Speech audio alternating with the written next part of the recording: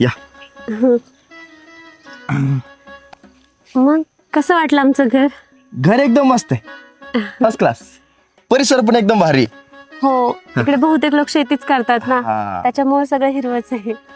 आता खरं तर काय झालं माहिती का, इथून माग मी कधीच असं मुलीशी कोपऱ्यातून बोललेलं नाही. त्यामुळे काय बोलावं काहीच कळा ना मला. अहो एवढं काय त्याच्यामध्ये?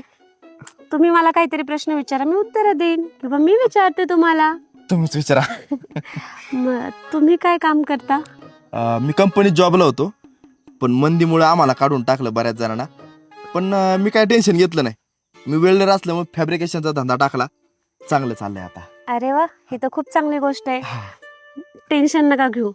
जरी चांगलं चालत नसेल तरी आपण दोघं मिळून काहीतरी चांगलं करूयात. आणि शेती? शेती आहे ना, शेती गावाकडे 1-2 एकर आहे. आणि आम्ही इथं जिथं राहतो सणसवाडीला तिथं पण 1-2 एकर शेती आहे. अरे वा, चांगली गोष्ट आहे. हा. तसं मला शेती येत नाही, पण काही हरकत नाही. लग्नानंतर मी करण्याचा प्रयत्न नक्की करेन. अरे चांगलीच, ही तर चांगलीच गोष्ट आहे. मग हो. तुम्ही शेतीमध्ये इंटरेस्ट घेता ही चांगलीच गोष्ट आहे. कारण सहसा आजकालच्या मुली शेतीमध्ये इंटरेस्ट घेत नाही, पण तुम्ही घेताय.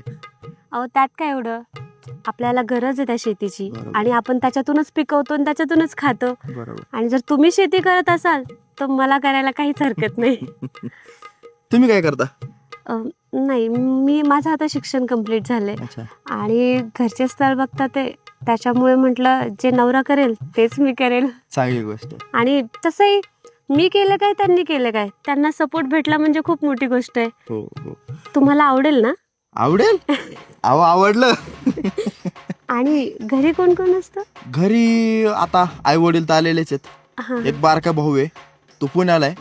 आणि एक बहीण आहे, ती आता 12वी झाली फक्त तिची. अरे वा, चांगली गोष्ट आहे. हा. मला तर असं वाटतं की खूप शिकलं पाहिजे तिने पण.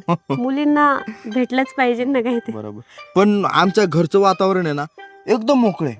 आम्ही कोणाला काही टोकत नाही का काही नाही. ज्याला जे करायचंय तो करतो, पण एका विशिष्ट मर्यादेत राहून.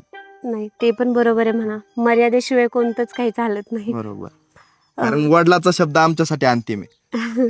नाही, ते पण आहे. तुम्हाला काही अजून विचारायचं असेल तर विचारा मला. नाही आता विचारायचं काय, तुमच्या पहिल्या बोलण्यातच मी तुमच्यावर भाळलोय, त्यामुळे मला जास्त काय विचारावं तेच कळाना.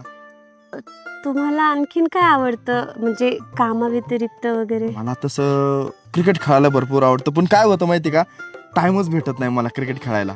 अरे आपण एक काम करत जाऊ, आपलं जर लग्न ठरलं ना तर आपण घरातल्या घरात क्रिकेट खेळत जाऊ. अहो, आपण दोघंच कशाला, आपले घरचे सगळेच खेळूयात ना. त्यांनाही मोकळीक भेटेल आणि तसंही मैदानी खेळ खेळले पाहिजे बरोबर. आणि त्यांनाही आपलंसं वाटेल. अहो, तुम्हाला लग्नानंतर काय करायचं का, काय शिक्षण अजून किंवा कुठला कोर्स? तुमची इच्छा असेल आणि तुमचा सपोर्ट असेल तर मी नक्की करेल. अहो आमचा सपोर्ट तर कायमच आहे. तुमची इच्छा असेल तर आपण कुठलाही कोर्स घेऊ. तुम्ही फक्त कोर्स सांगा, आपण फी भरू, तुमचा कोर्स तयार करू. तसं काही नाहीये, माझं शिक्षण तर तसंही कम्प्लीट झालेलं आहे. पण तुम्ही जे काम करताय त्याच्यामध्ये मला आवडीने काम करायला आवडेल. पण माझी एक अट आहे. अट काय?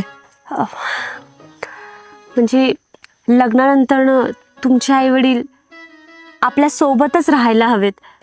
म्हणजे हे बघा, भांडणामुळेच आई वडील लांब जातात असं काही नाही, किंवा जमिनीवरून प्रॉपर्टीवरून वाद होतात हेही काही नाही. कसं असतं, नोकरीनिमित्त कामधंद्यानिमित्त आपण लांब जातो, आई वडील एकटे पडतात. त्यांनी आपल्याला एवढं लहानाचं मोठं केलेलं असतं आणि आपण त्यांना असं सोडून निघून जातो फक्त आपल्या सुखासाठी. ते मला काही योग्य वाटत नाही. त्यांनी पाठीमागं काय करायचं, कसं जगायचं ते, आणि आपणच त्यांची काळजी घेणार ना. मग त्यांनी आपल्या सोबतच यायला हवं. भले आपण कुठेही जाऊ, म्हणजे नोकरीनिमित्त जाऊ किंवा भले दुसऱ्या कोणत्या कारणासाठी जाऊ, पण ते आपल्या सोबतच असायला हवेत. म्हणजे तुम्हाला कसं वाटतं ते पहा. मी तर माझं मत मांडलं. तुम्ही जे मत मांडले त्यांनी मला एक सुखद धक्का दिलाय. काय सांगताय? आणि आज मला माझ्या वडिलाच्या निवडीवर अभिमान वाटतोय. वडिलांनी एकदम परफेक्ट बायको निवडली माझ्यासाठी. काहीतरीच काय. पण तुम्ही जो सपोर्ट माझ्या वडिलांना, आई वडिलांना दाखवताय, तो सपोर्ट मी तुमच्या वडिलांना पण देणार, तुमच्या आई वडिलांना पण देणार. ते तर चालायचंच हो, पण शेवटी त्यांनी आपल्यासाठी एवढं काही केले. लग्ना अगोदर माझे आई वडील माझ्यासाठी सर्व काही होते, लग्नानंतर ना तुमचे आई वडील आपल्यासाठी सर्व काही असतील. शेवटी त्यांनी आपल्यासाठी एवढं काही केलंय, मग आपण त्यांच्यासाठी एवढं तर करू शकतो ना. ह्याहून असं वाटतं यंदा कर्तव्य आहे. बरं, आपलं झालं. चला, चला. घरचे वाट बघत असतील. चला.